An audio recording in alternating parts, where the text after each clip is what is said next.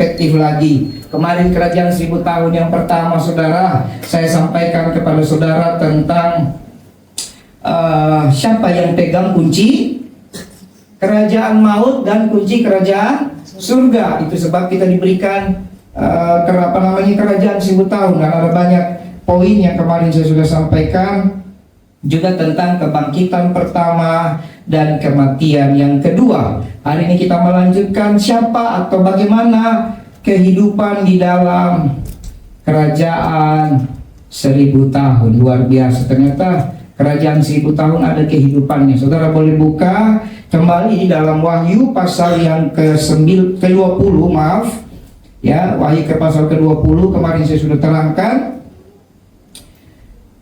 Kita baca kembali di ayat yang ke-5 saja, 5 dan ayat yang ke-6. Tapi orang-orang mati yang lain tidak bangkit sebelum berakhir masa yang 1000 tahun itu. Inilah kebangkitan pertama. Ayat 6, berbahagialah dan kuduslah ia yang mendapat bagian dalam kebangkitan pertama itu. Kematian yang kedua tidak berkuasa lagi atas mereka, tapi mereka akan menjadi imam-imam Allah dan Kristus, dan mereka akan memerintah sebagai raja bersama-sama dengan Dia 1000 tahun lamanya. Kematian kedua itu sama juga dengan kebangkitan yang kedua. Orang-orang yang tidak mengasihi Tuhan akan dibangkitkan untuk kedua kalinya, tapi untuk mengalami hukuman. Tapi kita hanya mati satu kali.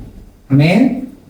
Mati satu kalinya itu apa? Mati meninggalkan kemah sementara ini. Tubuh kita ini kita tinggalkan menjadi debu, dan kemudian kita dibangkitkan. Yang kita rindukan, kita rapture, supaya nanti pada waktu kita dibangkitkan, saudara, bersama juga yang masih hidup, menyambut atau menyongsong Tuhan di udara, kita memerintah dalam kerajaan 1000 tahun. Sudah mulai jelas bedanya ya. Tapi yang tidak di rapture, dia dibangkitkan dalam kebangkitan kedua. Yang tidak percaya Tuhan Yesus sungguh-sungguh, dia dibangkitkan dalam kebangkitan kedua atau kematian yang kedua. Artinya matinya 2 kali. Dibangkitkan untuk dihukum. Kemarin saya sudah jelaskan, tidak pernah Tuhan menciptakan neraka untuk manusia. Jangan salah, neraka untuk iblis. Tapi manusia yang tidak percaya Yesus, pilihannya cuma 2. Betul? Surga dan neraka. Ruang tunggu surga disebut Firdaus, ya, menunggu kita menerima surga, kita di Firdaus. Ruang tunggu daripada neraka namanya Gehenna, ya. Gehenna itu yang kekal, yang lebih dahsyat. Bahasa istilah sederhananya Sef atau Hades. Ruang tunggu, pilihannya di bumi.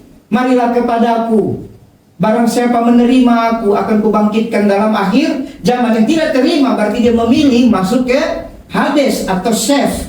Di Hades pasti dia akan menuju Gehenna. Itu kematian kedua. Karena Gehenna atau Hades dulu baru Gehenna itu adalah kuburan kekal. Jadi tempat iblis dihukum.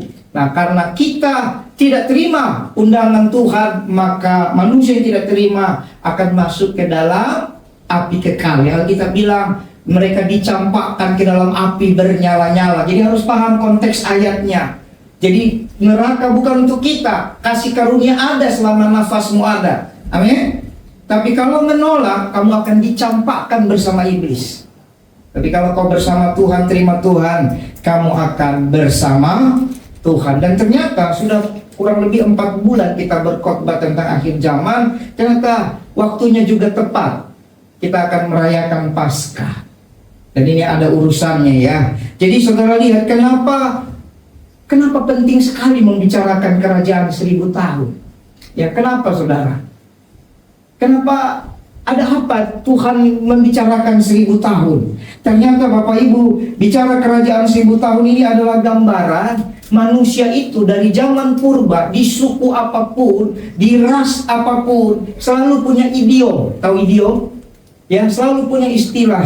Seandainya aku hidup 1000 tahun lamanya. Betul nggak? Sampai ada lagu Indonesia tuh, apa ya? 1000 tahun lamanya.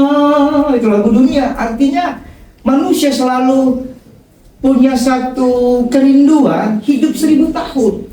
Makanya Tuhan itu juga memperhatikan kerinduan manusia, tapi dengan cara yang benar. Coba saudara lihat dulu Mazmur atau Pengkhotbah 6 ayat 6. Saudara lihat dulu Pengkhotbah 6 ayat yang ke-6. Jadi biar mudah ya. Kenapa bukan kerajaan 500 tahun? Bisa saja kan? Atau kenapa bukan kerajaan 10.000 tahun? Betul nggak? Kenapa harus kerajaan 1000 tahun? Manusia itu selalu punya istilah. Dan 1000 itu milenium ya. 1000 itu satu angka penting dalam kehidupan manusia. Coba, soal lihat Pengkhotbah 6 ayat 6, kita baca bersama 1, 2 ya. Biarpun ia hidup 2 kali 1000 tahun. Nah, kalau ia tidak menikmati kesenangan, bukankah segala sesuatu menuju satu tempat? Ini manusia punya kerinduan hidup 2 kali dalam 1000, tetap yang dibahas 1000 tahun. Itu satu masa yang panjang, saudara. Tapi Ayub menggambarkan dalam kitab Pengkhotbah itu, saudara, kitab Pengkhotbah Salomo, menggambarkan ada orang yang bisa 2 kali dalam 1000 tahun. Tapi kalau dia tidak mendapatkan kebahagiaan dalam Tuhan, sia-sia semua. Amin. Jadi 1000 tahun sekalipun itu manusia punya keinginan, dalam kitab Pengkhotbah dikatakan tanpa Tuhan sia-sia. Jadi artinya begini, kita masuk kerajaan 1000 tahun tanpa Tuhan tidak mungkin. Hanya bersama Tuhan. Lihat lagi dalam Mazmur 84. Lebih baik, Mazmur 84 ayat 10, 1 hari, betul? Di pelataranmu. Coba lihat Mazmur 84 ayat 10. Sudah? Ayat 11. Memang di Alkitab saya ayat 10, di situ ayat 11. Tidak apa-apa itu. Nah, dikatakan lebih baik 1 hari di pelataranmu daripada 1000 hari di tempat lain. Lebih baik berdiri di ambang pintu rumah Allahku daripada diam di kemah-kemah orang fasik. Daud memahami ini. Ternyata 1000. Kenapa dia tidak bilang 365 hari? Setahun kan 365. Jadi 1000 itu satu angka yang bagi orang Israel, bahkan bagi manusia, penting. Makanya dikatakan 1 hari bersama Tuhan lebih indah. Amin? Amin nggak? Amin. Bukan lagi dalam Mazmur 90 ayat 4. Kita lihat dulu ini. Mazmur 90 ayat 4. Apa katanya? Nah, sebab di matamu 1000 tahun sama seperti hari kemarin. Nah, ini supaya manusia memahami bahwa otoritas yang memasukkan kita dalam kerajaan 1000 tahun hanya Tuhan. Dan keindahan itu hanya waktu saudara di bumi mulai memahami hidup bersama Tuhan segala-galanya. 1000 tahun tanpa memahami, menyadari hidup bersama Tuhan adalah goalsnya, maka nanti akan kacau. Lihat ya, sebab di matamu 1000 tahun sama seperti hari kemarin. Ini bahasa perjanjian lama. Nanti kita lihat bahasa perjanjian baru. Apabila berlalu atau seperti suatu giliran jaga di waktu malam. Ini ada makna keren. Kalau saudara menjaga orang sakit, itu rasanya tidak enak. Pernah jaga orang sakit tengah malam? Duh, mau tidur bingung, aduh sudah mengantuk ini, aduh kenapa ya rumah sakit ini tidak ada kasur buat penjaga, pernah begitu? Kecuali saudara jaga di ruang VIP, betul nggak? Kalau saudara jaga di kelas biasa, aduh tidur di kursi kan? Tidur di kursi, enak gak tidur di kursi? Aduh lama, 1 malam itu rasanya aduh 1000 tahun. Ya kan? Tapi coba saudara jaga di ruang VIP. Wah, beda. Saudara jaganya di ruang yang, atau saudara jaga malam bukan jaga orang sakit. Saudara jaga malam sambil nonton bola yang suka bola. Pas lagi Piala Dunia, final Piala Dunia, tidak terasa saudara. Saudara sudah siapin kopinya, apalagi roti-roti, segala macam. Saudara sudah siapin sehingga ya udah pagi ya. Paham? Kalau jaga malam dalam kondisi yang tidak enak, maka tidak enak. Rasa 1000 tahun. Tapi kalau jaga malam kondisinya sukacita kayak nonton bola malam tahun baru kan. Itu semua yang tidak bisa masak tiba-tiba jago masak. Semua dibikinin, bikin wedang, bikin kopi semua. Kenapa? ada sukacita. Nah, kira-kira begitu kerajaan 1000 tahun, saudara harus menghayati, mengimaninya dengan sukacita dulu. Jangan saudara mikir, aduh kayaknya model aku begini gak masuk ini. Itu urusan Tuhan. Yang penting kau sungguh-sungguh sama Tuhan, janji Tuhan tidak mungkin tidak ditepati. Halo? Jadi sukacita dulu supaya menantikannya tidak seperti menjaga orang sakit. Saudara lihat dalam 2 Petrus 3, apa katanya dalam perjanjian baru? 2 Petrus 3 ayat 8. 2 Petrus 3 ayat 8. Apa katanya?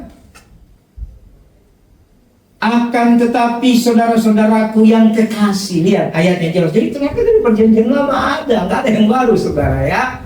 Yang satu ini tidak boleh kamu lupakan, yakni atau yaitu bahwa di hadapan Tuhan satu hari sama seperti 1000 tahun, dan 1000 tahun sama seperti.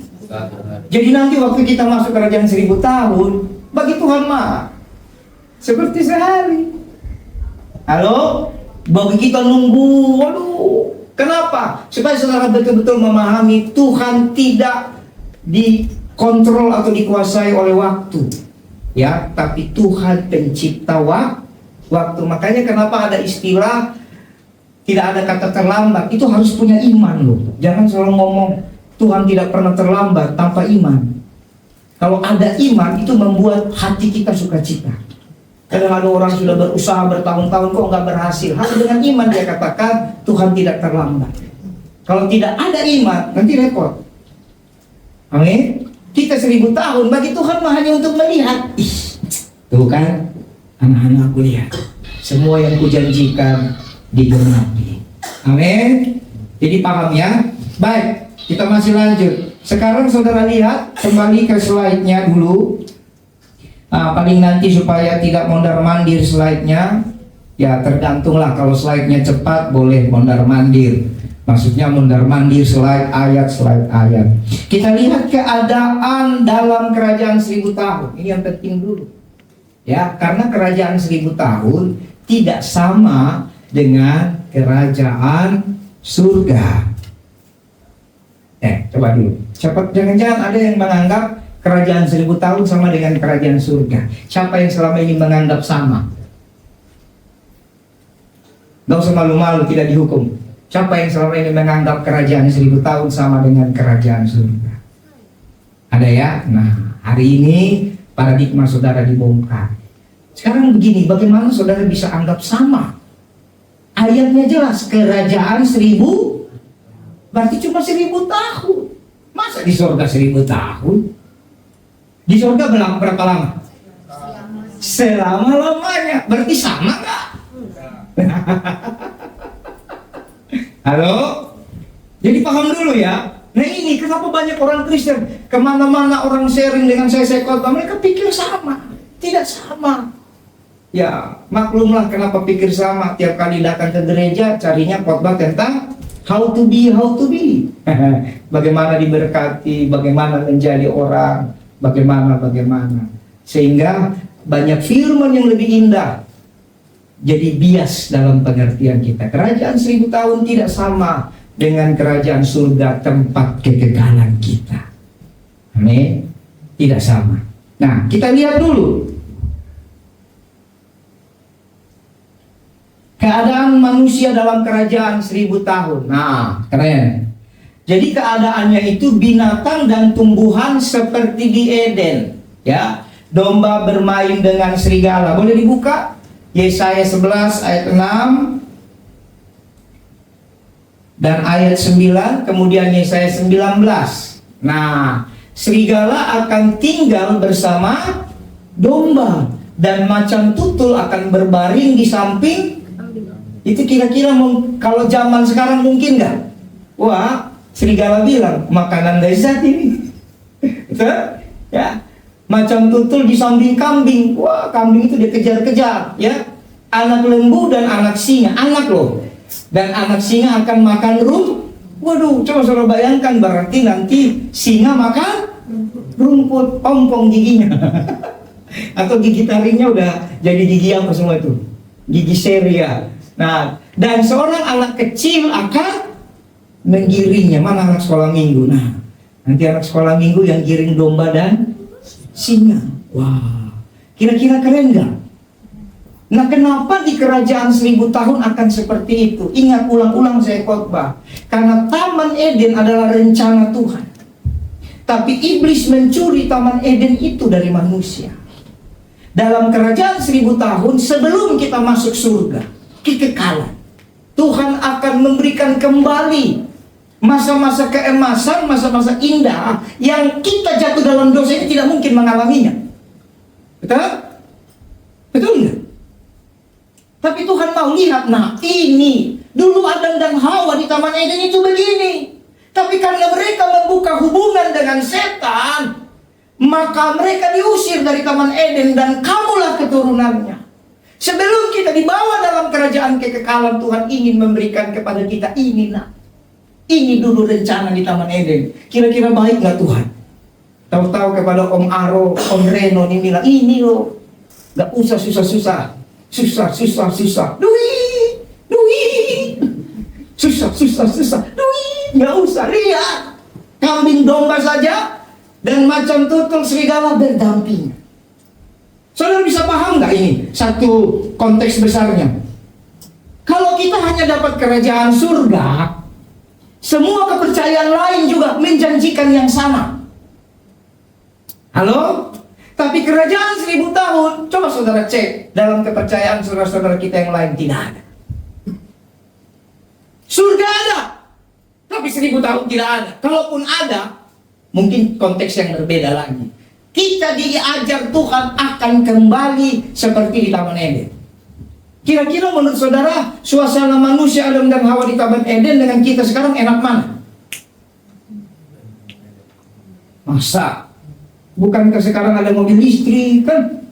Ada bakpao, ada bakmi, ada pau-pau, ada ampau. Zaman ini kan nggak laku itu semua. Betul nggak?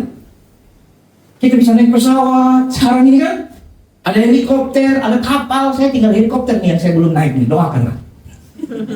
Pesawat sudah, kapal udah sering, kapal kecil, kapal besar, yang ombaknya melebihi kapalnya sudah, mobil jangan tanya, bis, kereta, oh iya, kereta cepat belum, soalnya mahal.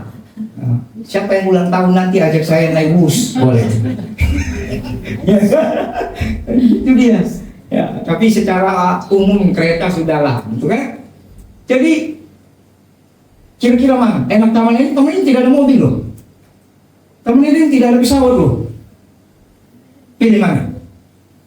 Mulai goncang imannya kan? Berarti ketahuan tujuan hidupnya apa. Kalau orang menyadari Taman Eden, sekalipun ada pesawat, ada helikopter. Kalau kami di kampung dulu namanya helikapoter. Itu kita masih kecil bilangnya helikapoter. Ya, ada jet, ada internet, tapi semua penuh dengan dosa. Betul? Tapi di Taman Eden tidak ada dosa. Saudara tidak dikontrol oleh keinginan. Ya, saudara tidak pakai baju tidak masalah, betul nggak? Sekarang saudara baju padahal sudah cakep, masalah kan? Ada orang yang kegeeran. Suami istri berdebat hari Sabtu, besok mau ke gereja. Lalu istrinya bilang, "Pi, bajuku udah nggak ada, pada 1 lemari." Lalu suaminya bilang, "Udah besok pakai ini." Lalu, minggu lalu kan pakai ini. Entar mamanya siapa? Mamanya si Ono ingat lagi. Kegeeran kau, siapa yang ingat bajumu? Makanya pendeta paling aman, baju putih tiap minggu aman. Jadilah pendeta. Jadi bapak ibu baju saja masalah. Semua masalah. Di Taman ini tidak ada masalah itu. Jadi Tuhan beri kasih karunia kesempatan bagi kita sebelum dalam kekekalannya. Ya, Dia mau kita memerintah bersama Dia. Ingat, tidak pernah Tuhan pada zaman Israel mengizinkan seorang raja. Ya, Tuhan itu yang mau jadi raja. Makanya dulu Tuhan itu sistem pemerintahannya teokrasi. Tahu teokrasi? Pemerintahan yang dipimpin langsung oleh Allah. Tapi oleh karena orang Israel tidak berpegang pada ketetapan Allah, mereka menuntut kepada Tuhan lewat Nabi Samuel. Mereka ingin seperti bangsa-bangsa lain. Mereka minta ada raja, mereka tidak mau dipimpin oleh Tuhan. Paham ya? Singkat cerita, dipilihlah Saul secara daging, makanya Saul jatuhnya juga daging. Tapi di tengah itu Tuhan bangkitkan juga Daud, yang sebenarnya tidak akan seperti Tuhan, tapi paling tidak punya hatinya Tuhan. Amin. Makanya pemilihan Daud beda dengan pemilihan Saul.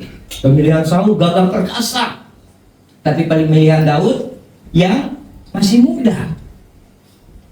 Betul nggak? 14 atau 16 tahun itu mukanya kemerahan, tidak masuk hitungan. Kalau ada tanya, tapi Tuhan, tapi Pak, bukan Alkitab berkata Daud mengalahkan beribu-ribu, tapi Daud mengalahkan?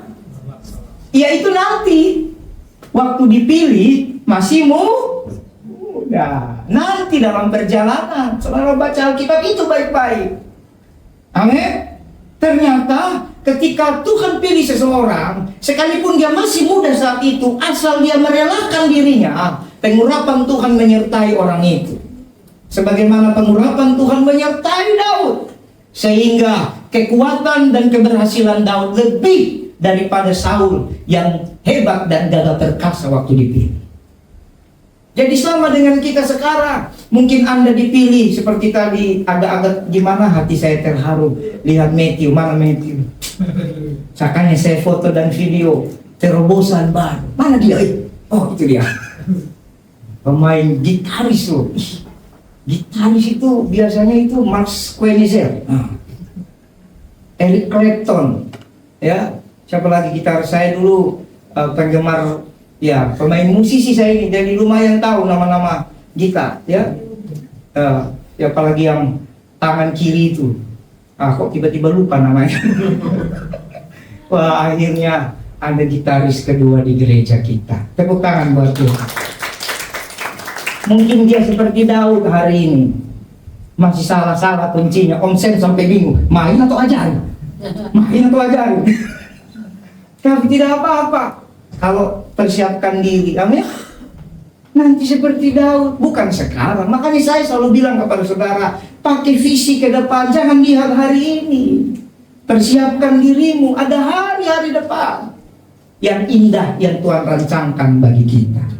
Saya percaya nanti ada Tristan lagi, mana Tristan? Udah dijadwalkan? Oh, selamat menikmati. Nanti ada siapa lagi? Andre juga kan? Andre Antoni udah dijadwal. Persiapkan dirimu. Gak apa-apa. Yang penting hati. Tangan salah-salah. Yang parah itu udah tangan salah, hati salah. Itu masuk neraka kau nanti. Tapi kalau hati benar, tangan salah, ada kakak-kakak, ada om-om, ya, ada bapak-bapak bisa ajar saudara. Keren. Daud begitu, diurapi dulu. Terima dulu pengurapan dari Tuhan, maka Tuhan persiapkan. Berjalan waktu, Daud jadi gagah perkasa lebih daripada Saul. Tapi tetap kerajaan yang dibangun dari bukan rencana Tuhan, namanya demokrasi kan. Ada demokrasi, ada hierarki, ada kekaisaran, ada kerajaan, ada komunis, macam-macam. Semua itu punya banyak kelemahan. Dan secara khusus, semua apapun istilahnya itu datang dari demokrasi. Demo, makanya salah dikit demo kan? Masalah dikit demo. Coba kalau teokrasi, masalah dikit teo. Teo itu apa? Datang sama Tuhan. Ini yang Tuhan mau. Amin. Makanya dalam kerajaan 1000 tahun kerinduan Tuhan itu nanti terjadi. Kita memerintah bersama Tuhan seperti yang hilang dulu, di mana Tuhan sendiri yaitu Yesus Kristus menjadi Raja. Kita ini mungkin Perdana Menteri, Presiden, saya nggak tahu karena belum kejadian. Suka-sukanya Tuhan. Saya tidak bisa kasih satu definisi paten, karena itu urusan Tuhan. Mungkin ada Menteri, Perdana Menteri, Presiden, Duta Besar, terserah. Itu urusan Tuhan. Keren? Coba lihat ayat 9.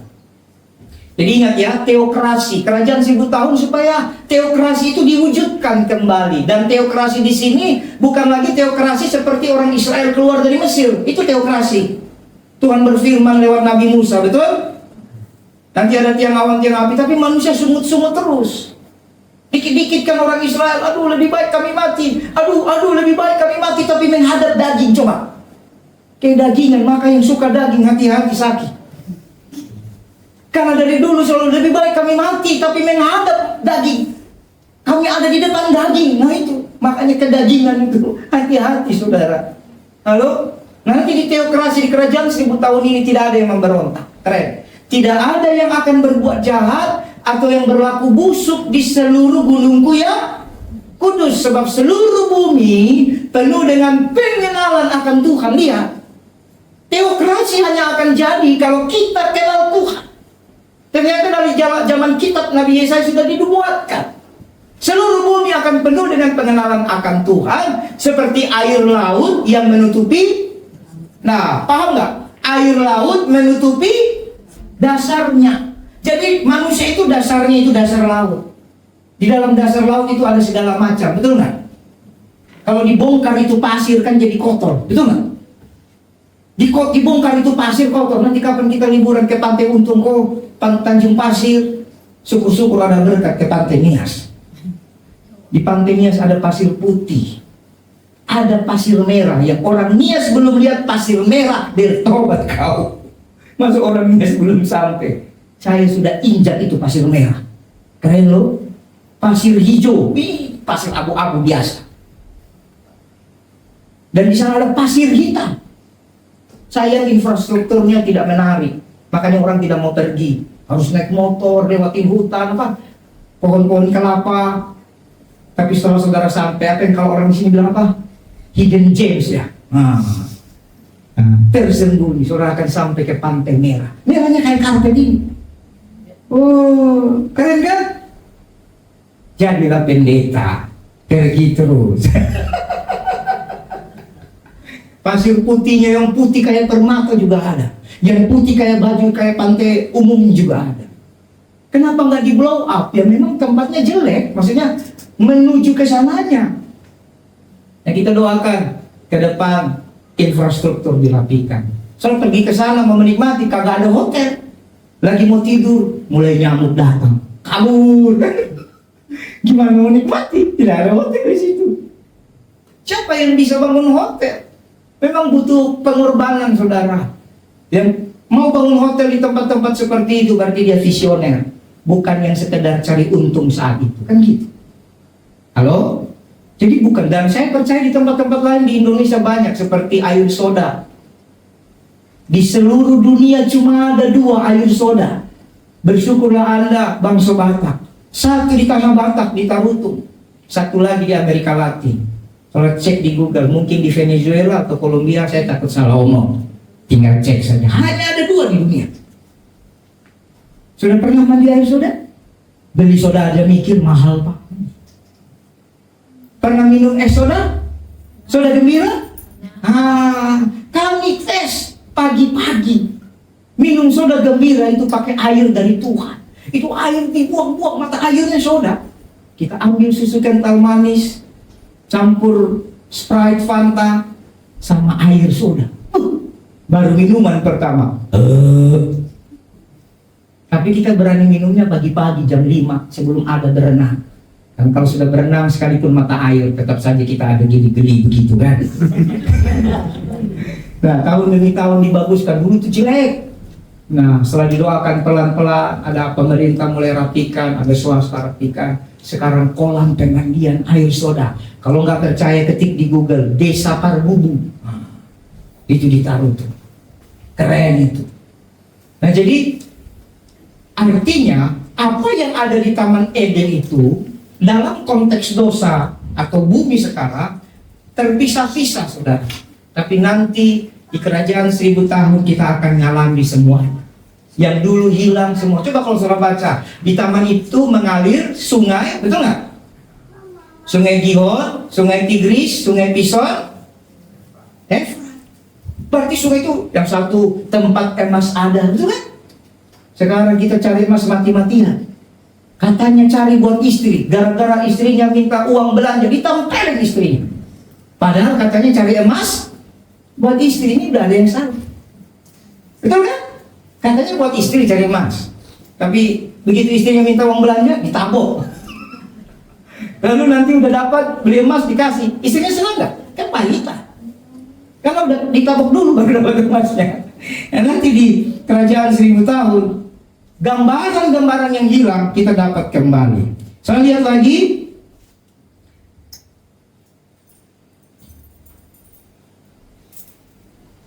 Tidak ada bencana alam. Kembali ke slide. Ini kalau buka ayatnya banyak, nanti selalu baca di rumah saja. Tidak ada bencana alam, saudara. Di Taman Eden kira-kira ada bencana alam nggak? Tiba-tiba TV Eden TV memberitakan, hari ini sungai Gihon meluap. Ada? Nggak ada. Longsor di gunung sebelah sana, sebelah timur daripada sungai Tigris. Nggak ada, saudara. Ya, Taman Eden tidak ada bencana alam. Jadi di surga apalagi? Sebelum ke surga kita diizinkan Tuhan mengalami ini. Ya, orang percaya tidak ada bencana alam, semuanya subur dan makmur. Wah. Jadi saudara nggak usah takut tsunami, gempa. Nanti gempa mungkin ya, ini tafsir ya, cocokologi ini bukan firman ya. Maksudnya yang sebentar saya saksikan. Mungkin gempa 7,7 skala Richter di sana yang menghancurkan Bangkok itu seperti main ayunan kita. Ya kan? Di Taman Eden kan begitu. Betul nggak? Karena tidak ada takut. Kenapa orang takut dengan bencana? Dosa. Dosa membuat kita takut. Kalau tidak ada dosa tidak akan takut. Katakan amin. Jadi semua baik.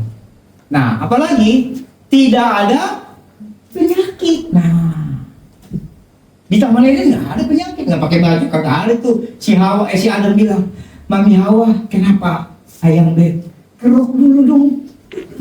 Tadi itu ajak singa lari-lari, kencang kali singanya, lu masuk angin. Tadi masuk ke sungai Tigris, sungai Efrat, terus itu singa memang parah, dia main lagi sama beruang. Aduh, masuk angin Mami Hawa, tolong kerok dulu. Lalu Hawa sambil kerok omer-omer, makanya udah dibilang makan dulu. Nggak ada itu lagi, saudara. Siapa di sini yang suaminya minta kerok, bukan dikerok, sembuh karena diomelin? Udahlah, nggak usah diomelin, belum dikerok udah diomelin, saudara. Nggak ada. Keren kan? Jadi ini satu gambaran. Kalau di kerajaan 1000 tahun saja kira-kira seperti itu, kira-kira di surga kayak apa, saudara? Jadi kerajaan 1000 tahun itu kasih sayang Tuhan lagi yang tak habis-habisnya. Di mana janji-janji yang banyak manusia karena diikat dosa tidak ngalami. Asal percaya Yesus kamu alami. Amin. Jadi mulai hari ini persiapkan dirimu jadi Kristen yang baik. Lakukan firman, hidup baik-baik, taat firmannya. Kita bukan hanya dapat surga, tapi kalau saudara sungguh-sungguh dapat upah kerajaan 1000 tahun. Tapi kalau main-main ya, Tuhan yang tahu, saya bukan hakim. Saya juga orang yang merindukan dapat kerajaan 1000 tahun. Dia tidak ada sakit, ya, nggak ada kita nanti salah makan. Di situ nanti tidak ada yang mikir, jangan makan tepung, jangan. Cari roti apa? Non gluten. Wah, zaman sekarang kan keren. Orang kota besar itu cari roti gluten free. Apalah gluten lagi. Van Houten. Macam-macam. Semua kalau takut sekali kalau ada glutennya nanti jadi Van Houten. Kalau ada glutennya mungkin kondisi medis tertentu ya. Namanya di bumi ini kita punya macam-macam. Makan durian semua pikir beli durian dipukul sama istri kan. Durian lagi durian. Darah tinggi ya. Banyak aturan. Padahal maksud istrinya, aku yang beli pinga. Biar aku yang bebas kan gitu. Nggak ada lagi nanti di sana darah tinggi, darah rendah, apalagi kurang darah, kelebihan darah. Kan ada kan penyakit coba. Ada darah tinggi berarti dia kan. Ada darah, nah, ada kurang, ada kelebihan darah kan. Kelebihan darah itu apa namanya? Leukemia. Kalau kurang darah, anemia. Kalau berdarah darah, rasain. Macam-macam, saudara. Ya itu medis. Di sana tidak ada, saudara. Tidak ada asam urat. Apalagi kolesterol, kencing manis, kencing pahit. ada kencing manis, ada darah manis katanya. Indonesia pu istilah macam-macam kan. Kalau gatal-gatal katanya darah manis. Kalau emosian namanya darah muda. Indonesia ini semua berbau darah. Nanti tidak ada lagi saudara. Karena kita sudah dipimpin oleh Tuhan. Masa ke masa. Ya, Kristus memerintah seluruh bumi dengan tongkat besi. Jadi diperintah dalam seluruh bumi ini diperintah. Ya.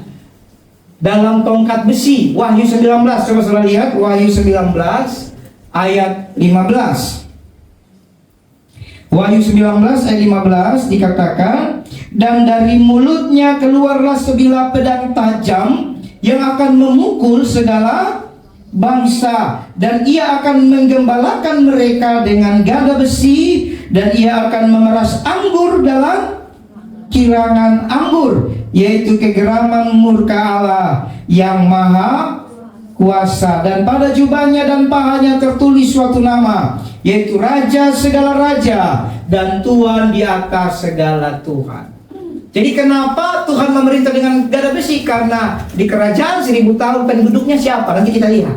Bagi yang memerintah aman terkendali, tapi bagi yang diperintah dengan gada, diperintah dengan tongkat besi. Makanya kerajaan 1000 tahun bukan kerajaan surga. Nah, ada saudara kita di sini, saya tidak sebut namanya. Di yang sebelumnya ada nggak kerajaan 1000 tahun? Nggak ada kan? Semua cuma surga. Beda. Banggalah kita punya Yesus. Beda saudara. Jadi kalau ada yang bilang Tuhannya sama, makanya banyak jadi mualaf. Jangan saudara sedih artis jadi mualaf. Bodoh teing, biarin aja. Pengikutnya sedikit. Kau tanya orang Papua, mualaf itu siapa? Karena kenal dia. Nolak oleh anak-anak yang punya kerajaan. Tuhan panggil orang lebih banyak lagi. Biarin aja. Tapi kita doakan. Cuma masalahnya begini, ada orang udah didoakan tidak mau, ya urusan Tuhan. Jangan habiskan energimu. Habiskan energimu mendoakan semua, supaya kasih itu murni. Siapapun dia, mau artis bukan artis, doakan dengan sukacita, upahmu besar di surga.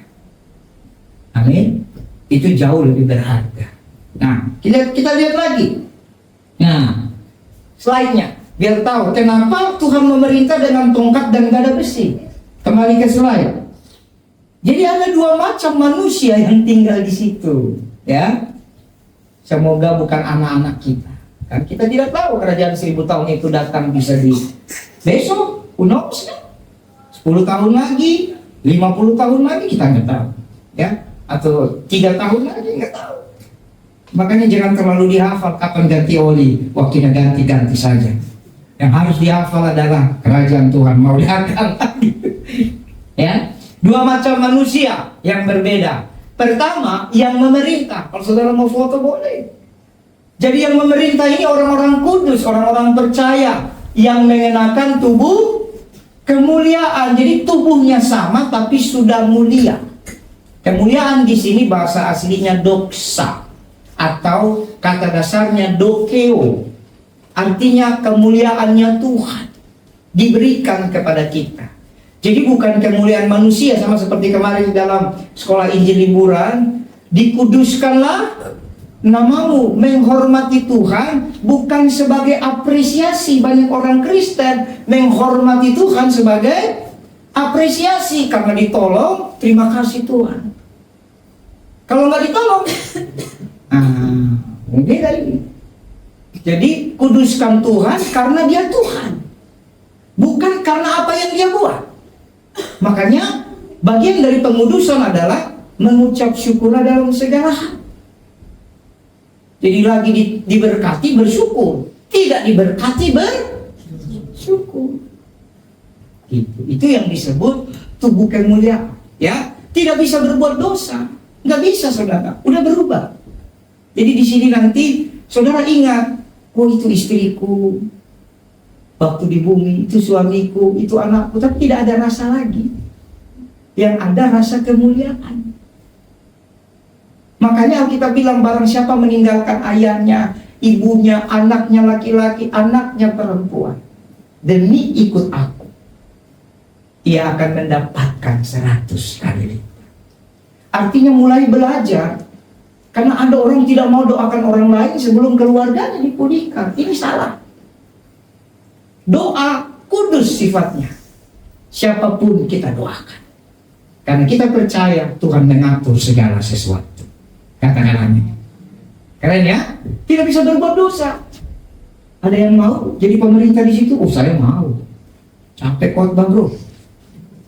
Ya kan, saudara enak dengar. Gua nyiapinnya berminggu-minggu. Ini minggu ini mau lanjut lagi kita langit baru, bumi baru. Belum saudara sampai ke situ. Perang dan Gog dan Magog. Kemarin baru perang Armageddon kan? Wah, itu siapinnya kepala sakit. Saudara cuma dengar. Kita cari bahasa asli. Pusing mempersiapkannya. Kan gitu. Tapi jadi kalau tidak memerintah, alangkah ruginya. Makanya Paulus bilang, aku mau supaya jangan sesudah aku memberitakan Injil, aku sendiri ditolak. Aku tidak mau. Saya mau beritakan Injil, tapi saya tidak ditolak. Saya juga tetap masuk kerajaan 1000 tahun dan kerajaan surga. Amin. Karena banyak hamba Tuhan benar. Kalau hanya siapin khotbah hari Minggu tanpa bermaksud menghakimi, surga sih masuk, tapi kerajaan 1000 tahun Tuhan yang tahu lah. Ya kan? Tuhan yang tahu, bukan urusan kita. Kita berjuang saja. Jadi ada yang memerintah dan ada yang diperintah. Siapa yang diperintah? Manusia dengan tubuh biasa kayak gini. Bisa berdosa. Mereka ini siapa? Nah, lihat dulu. Kerajaan 1000 tahun itu datang pada waktu apokalipse. Tuhan menjejakkan kaki di bumi. Perhatikan seri khotbahnya ya. Kalau lupa, buka YouTube. Sekarang itu kita viewersnya sudah banyak. Keren. Saudara share lah. Itu kenapa banyak? Saya share. Saudara harus share. Jangan malu-malu. Dan jangan takut. Kalau nanti kita diberkati, bukan pendeta Budi yang diberkati. Nomor rekeningnya, nomor rekening gereja kan Pak? Iya, saya jangan takut lah. Kadang terlalu takut share, memperkaya pendeta. Sudahlah, tinggalkan pikiran-pikiran itu semua. Amin. Kan waktu bikin YouTube diminta ya Pak ya, nomor rekeningnya. Nomor rekening siapa? Coba, ini ada orang, bukan saya. Nomor rekening gereja kita, supaya ke depan gereja kita bisa pelayanan misi lebih luas lagi. Nah, ada pikirannya aneh kok. Ya, jadi sisa Israel. Ya, mereka adalah sisa Israel dan bangsa lain yang tidak menyembah antikris ini di masa Armageddon nanti. Bukan di masa Gog dan Magog. Masa Gog dan Magog ini beda lagi. Jadi di masa perang Armageddon itu kan ada antikris, betul? Dan dia bekerja luar biasa, yang sudah sekarang juga sudah bekerja. Jadi mereka-mereka yang tidak mati, artinya waktu kerajaan 1000 tahun datang, mereka tidak mati. Betul? Paham ya? Mereka tidak mati, masih hidup. Misalnya, ini tafsir. Taruhlah Tuhan Yesus bangun kerajaan 1000 tahun itu tahun ini, tahun 2025. Ini misalnya. Kan banyak yang belum mati, betul nggak? Terus sebagian yang tidak rapture. Nah, taruhlah sebelah sini rapture. Sebelah sini nggak rapture. Waduh, istriku nggak rapture. salah deh. Sebelah sini rapture.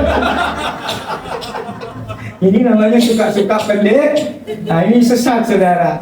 Paham ya? Ya, ngolah keselamanan lah. Ya, inilah. Ini di rapture, ini tidak. Nah, yang tidak di rapture kan masuk masa penganiayaan besar. Nah, di masa penganiayaan besar, dari ini setengah. Dari istri saya sampai ke Matthew, tidak menyembah antikris. Tapi kan mereka belum mati. Dari Matthew ke belakang, sembah.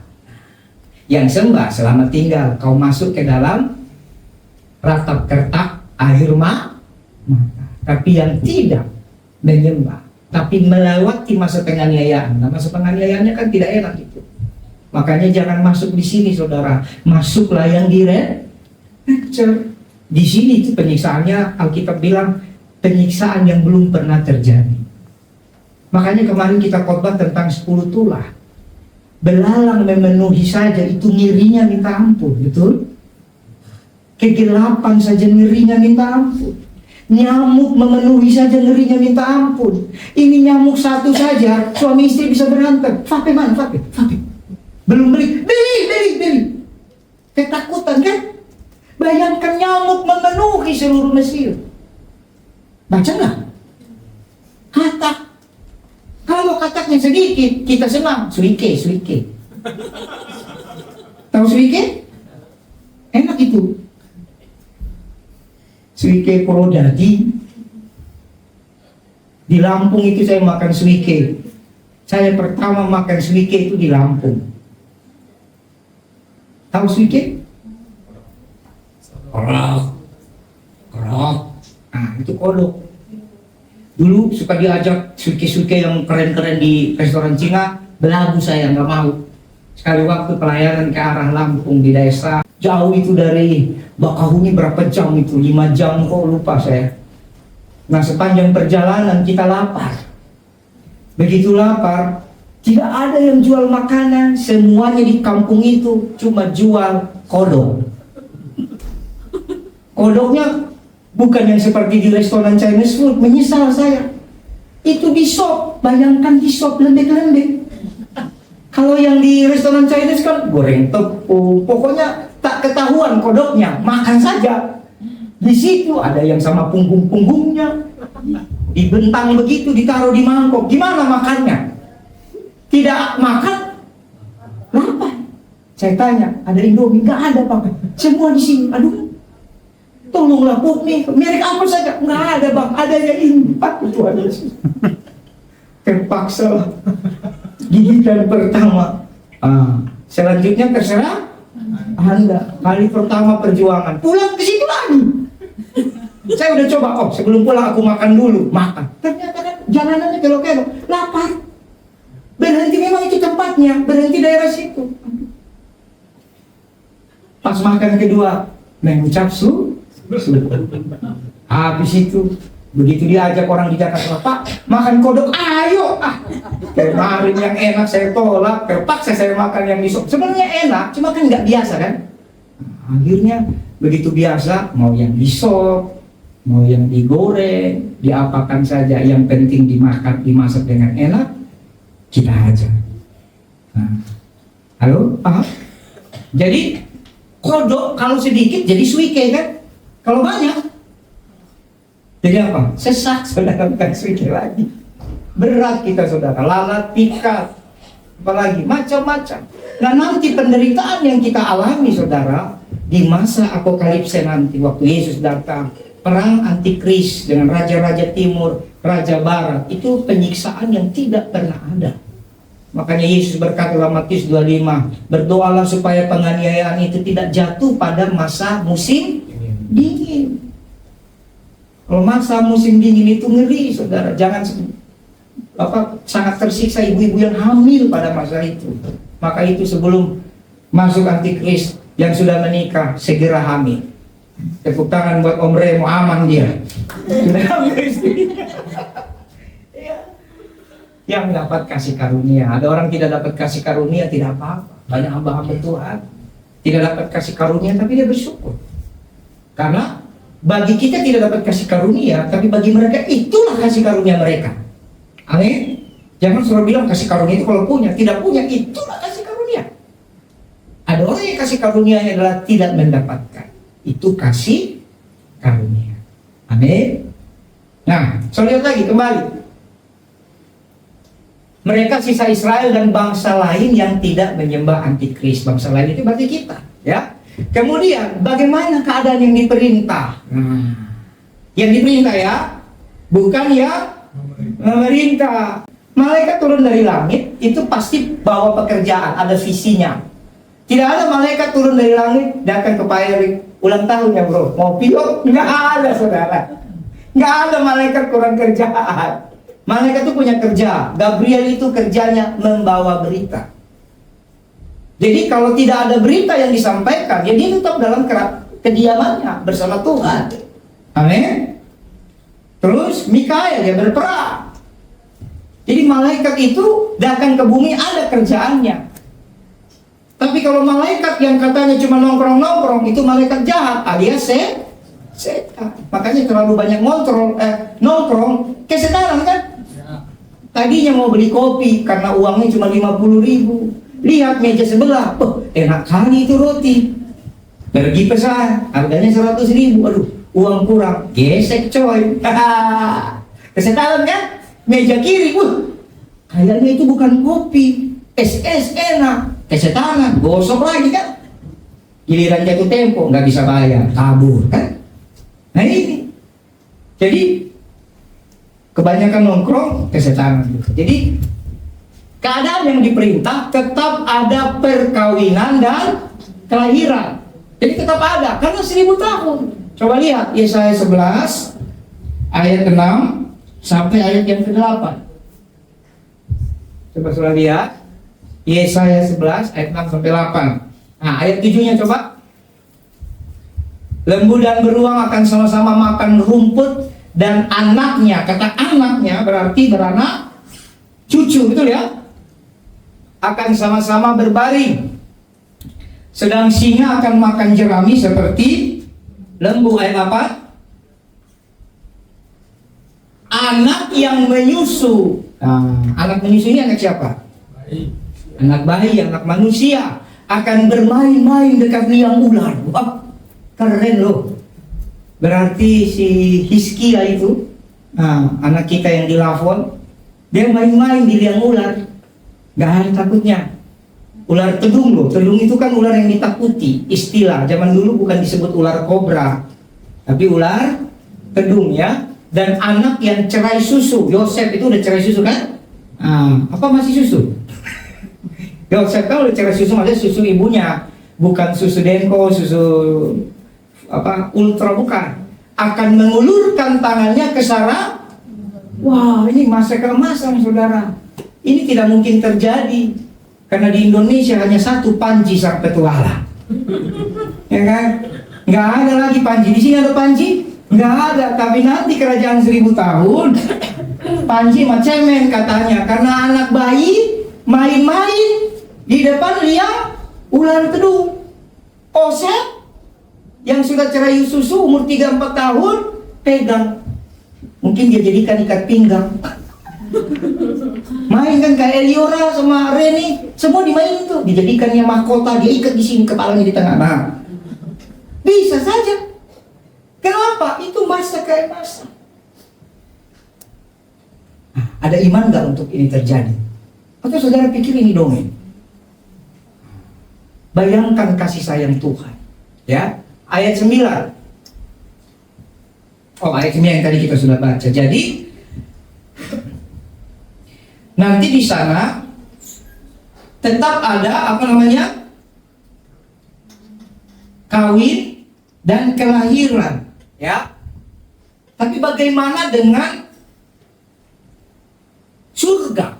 Jadi kita bandingkan kerajaan 1000 tahun dengan kerajaan surga. Saudara lihat dalam Lukas 20 ayat 34 sampai 36. Saudara lihat Lukas 20, boleh dibuka?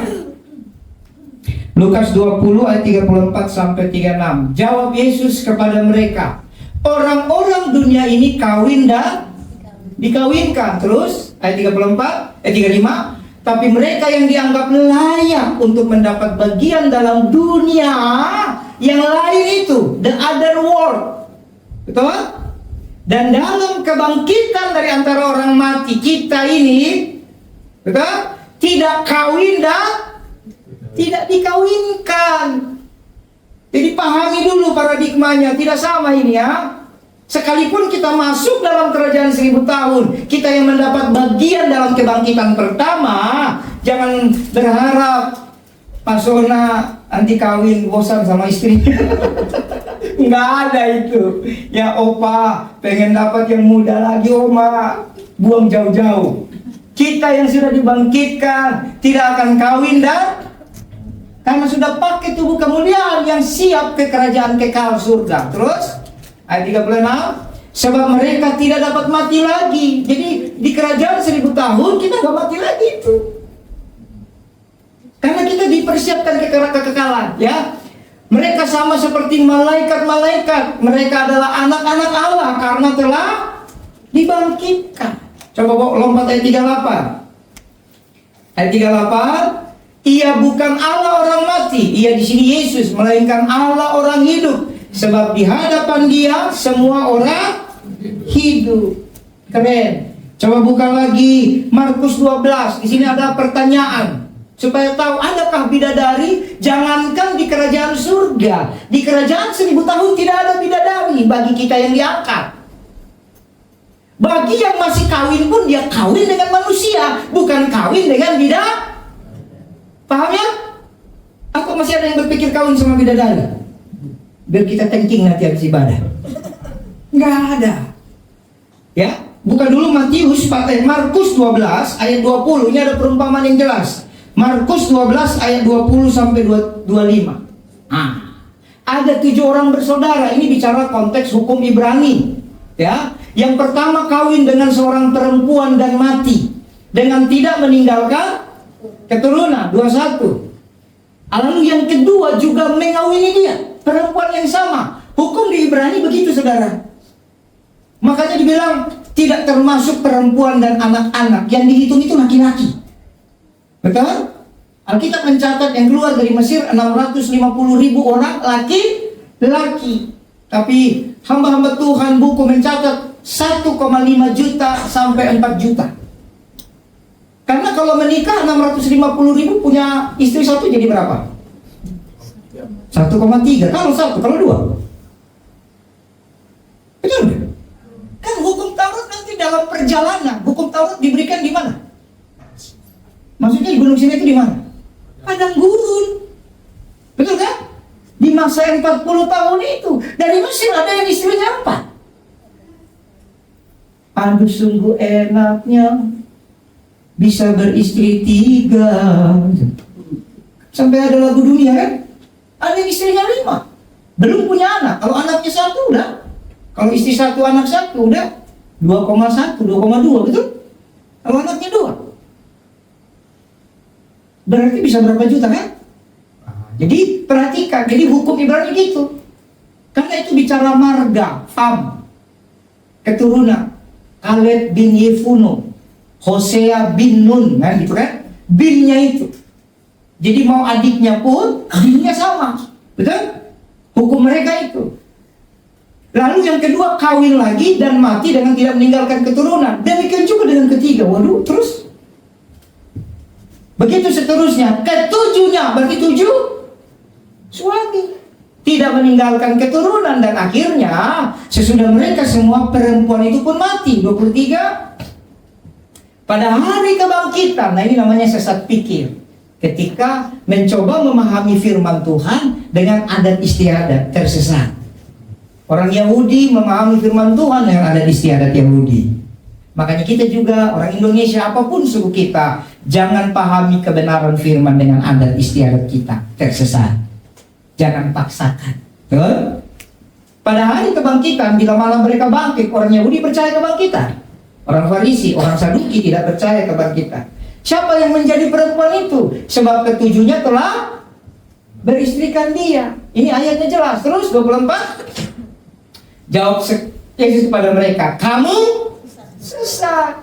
Justru karena kamu tidak mengerti kitab suci maupun kuasa Allah. Terus 25. Sebab apabila orang bangkit dari antara orang mati, orang tidak kawin dan tidak dikawinkan, melainkan hidup seperti malaikat di surga. Jadi dalam kerajaan 1000 tahun kita yang memerintah tidak mengawinkan lagi. Buang jauh-jauh niatmu untuk berjumpa bidadari dan pangeran-pangeran. Bahkan yang tidak memerintah pun tidak akan pernah berjumpa bidadari dan pangeran. Mereka akan menikah dengan manusia dan manusia. Karena hukum itu kekal. Adam dan Hawa, manusia dan manusia. Diberkati itu, saya sudah bilang, tidak pernah ada berkat Tuhan Adam dan Aro. Tidak. Adam dan Hawa. Atau Hawa dan Susi. Tidak ada. Apalagi Hawa dan Lilis. Tidak ada itu. Adanya Hawa dan Adam.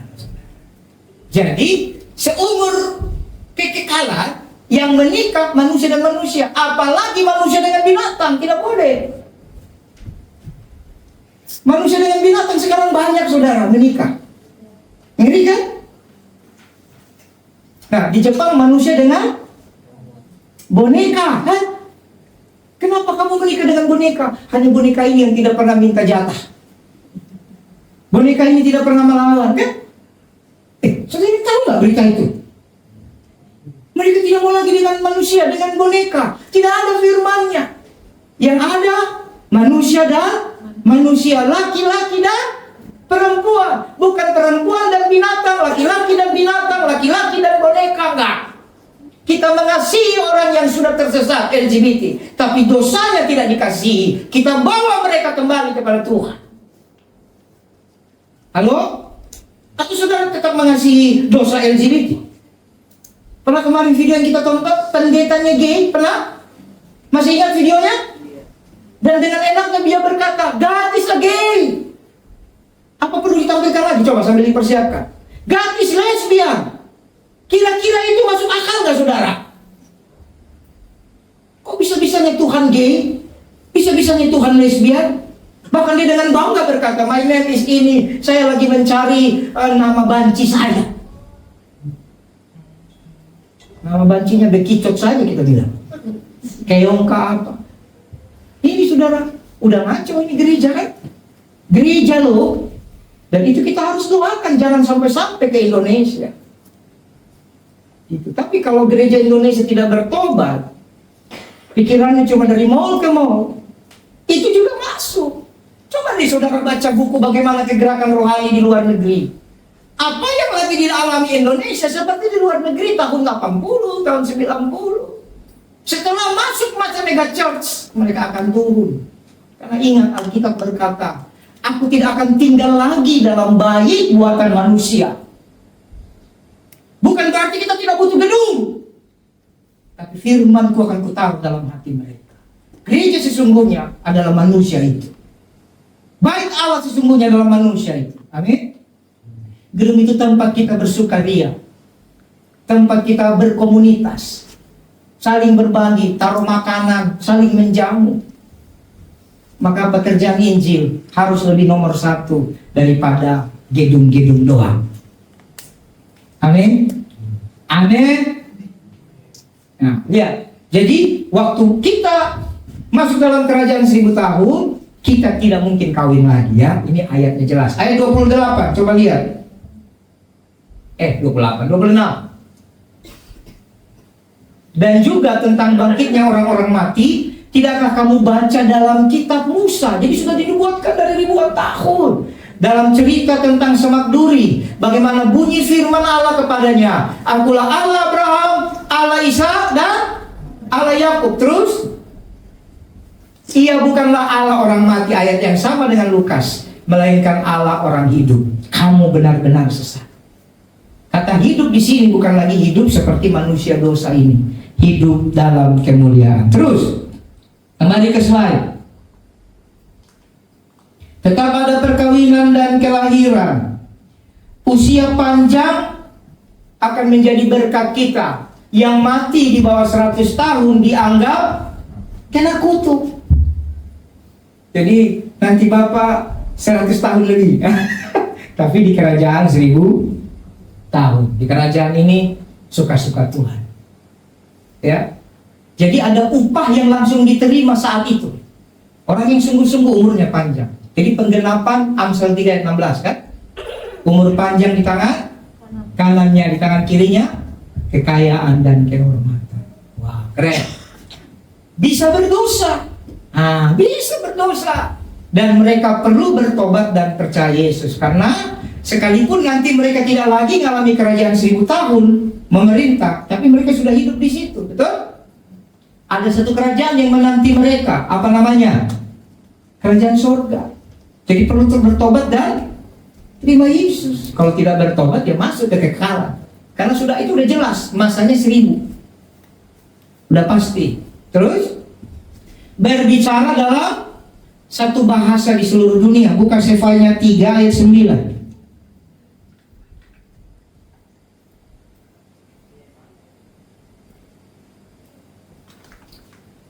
Sefanya 3 ayat 9 dikatakan, tetapi sesudah itu aku akan memberikan bibir lain kepada bangsa-bangsa, yakni bibir yang bersih, supaya sekaliannya mereka memanggil nama Tuhan, beribadah kepadanya dengan bahu-membahu. Ini yang terjadi dalam kerinduan orang Babel di Kejadian 11.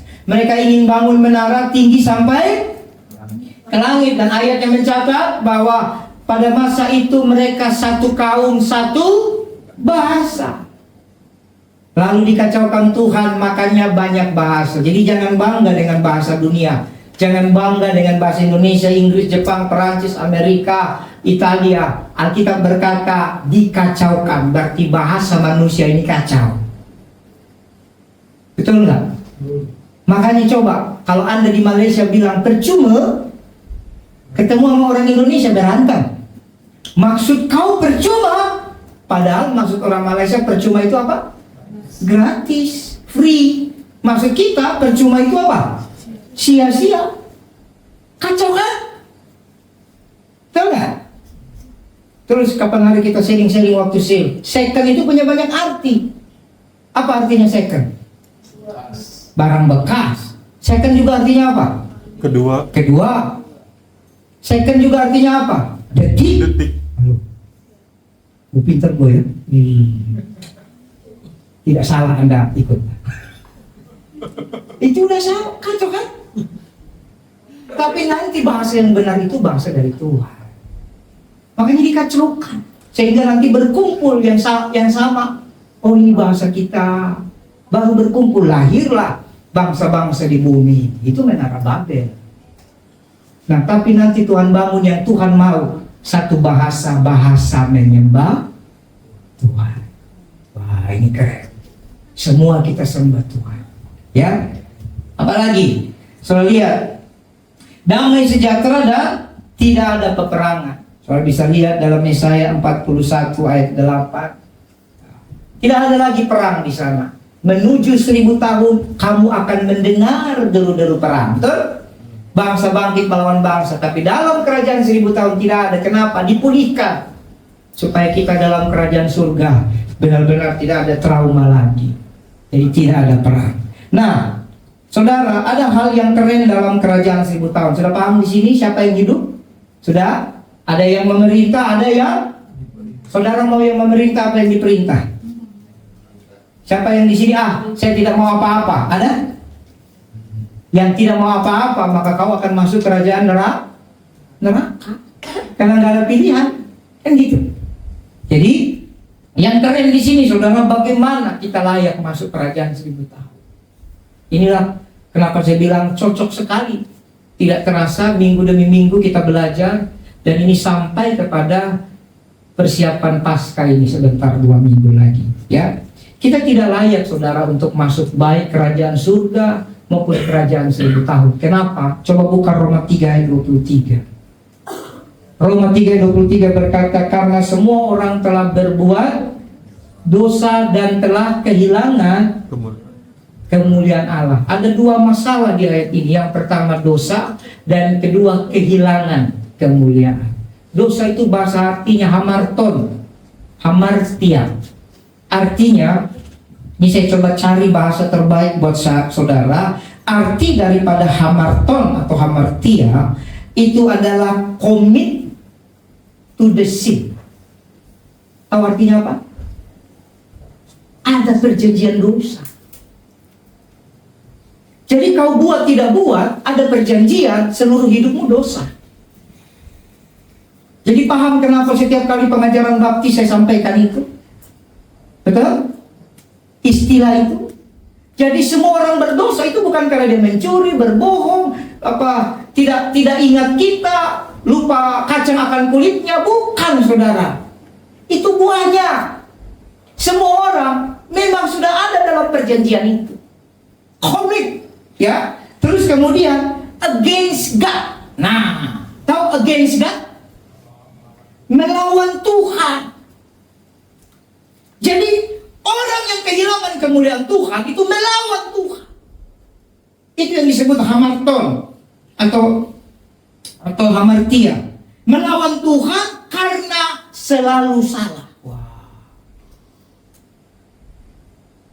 Katakan salahku padamu. Teng teng teng. Kita lagi. Hingga begini. Terus yang bahasa Bu, banyak kali salahmu padaku. Teng teng teng. Selalu salah, itu dosa. Jadi tanpa Yesus kamu selalu salah. Jadi kalau ada di antara kita dalam pekerjaan, dalam hidup salah terus, cek, jangan-jangan ada dosa. Benar lah. Kalau salah. Jadi jangan bilang, ya memang aku begini, salah terus aku di matamu. Wih, melo banget ya. Yang pacaran dan berantem, salah terus, aku terus yang salah. Jangan dimelo-melokan. Kalau kau bilang kau salah, berarti dosamu banyak. Karena dosa membuat kita selalu salah. Itu yang disebut hamarton atau hamar. Iya. Jadi lihat, mungkin nggak kita masuk kerajaan surga kalau orang selalu salah? Mungkin nggak kita masuk kerajaan 1000 tahun? Tidak mungkin. Tapi lihat, kata kemuliaan, lihat, bahasa asli dari kata kemuliaan itu doksa. Dari kata dasar dokeo yang tadi saya sampaikan di awal. Doksa itu artinya kemuliaan, glory, reputasinya Tuhan, karakternya Tuhan, bobot ilahinya Tuhan. Itu yang disebut doksa. Jadi kita sudah kehilangan reputasinya Tuhan, betul? Betul nggak? Kehilangan karakternya Tuhan, kehilangan reputasinya Tuhan, bobotnya Tuhan hilang. Karena dosa. Jadi dua masalah, dosa dan sudah hilang itu. Tapi lihat, waktu Tuhan menebus kita, saudara lihat Kolose 1 ayat 13. Ini keren sekali. Kolose 1 ayat 13. Ini kalau saudara renungkan baik-baik, saudara pasti menangis setiap memperingati Paskah. Luar biasa Tuhan ini. Kolose 1 ayat 13 dikatakan apa?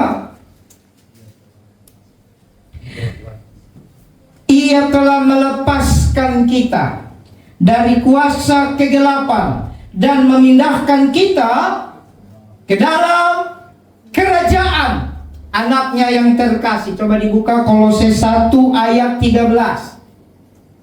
Ya, ia telah melepaskan kita dari kuasa kegelapan dan memindahkan kita ke dalam kerajaan anaknya yang kekasih. Di dalam dia kita memiliki penebusan kita, yaitu pengampunan dosa. Ayat 14 bisa dibuka. Jadi Bapak Ibu, karya penebusan Kristus di kayu salib ternyata bukan hanya berurusan dengan dosa, karena dosa diampuni, tapi berurusan dengan dosa. Kemuliaannya dikembalikan kepada saudara. Jadi yang membuat saudara masuk kerajaan surga, masuk kerajaan 1000 tahun, dosa itu. Kemuliaan Tuhan itu ada dalam diri kita. Amin. Jadi Tuhan pindahkan. Harusnya kita dalam kerajaan maut, sekarang kita dipindahkan dalam kerajaan anaknya. Luar biasa. Saudara buka lagi juga dalam Efesus.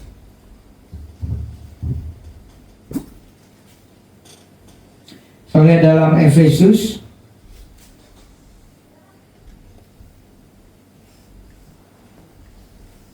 pasal yang kedua.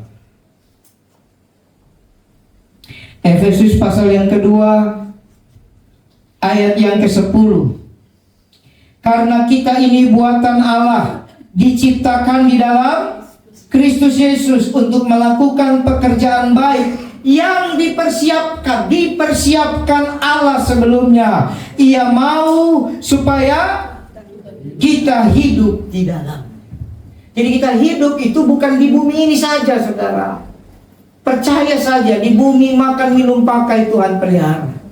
Percaya saja, iman yang Tuhan kasih mungkin sedikit, pasti memindahkan gunung. Percaya saja. Percaya kau dijaga, dipelihara, diberkati Tuhan.